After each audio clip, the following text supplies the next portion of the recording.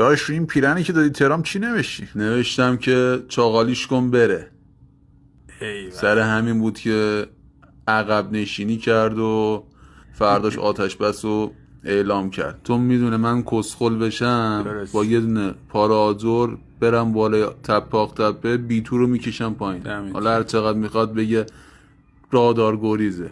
بیتو وقتی اومده بود ایران من تو قهوه خونه بودم، خبردار که شدم بهش SMS دادم، گفتم 1 سانت اگه از آسمون آق تپه رد چی من با پرشیا سفید دنبالت میکنم. همونجا بود که خلبان شاغولش رو از دست داد. هولک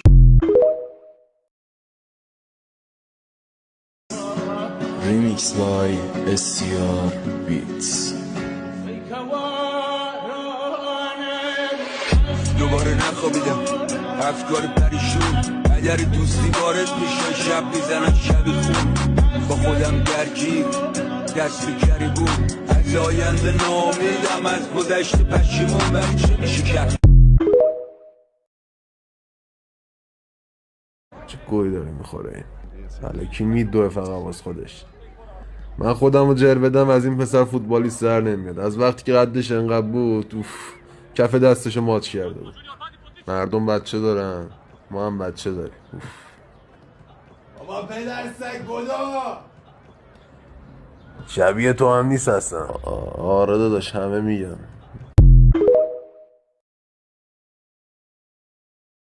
تو مسی باشی، نمیدونم روحی باشی، فولاد ضد زنگ باشی، واسه من یه تیکه پلاستیکم نیستی. من مثل کریس نیستم که الکی بخوام با تو کلکل کنم فاز بردارم. من حرفامو توی زمین میزنم. این سری میارم تو چمن یه جور تک میزنم که میل سوپاپ کج کنی.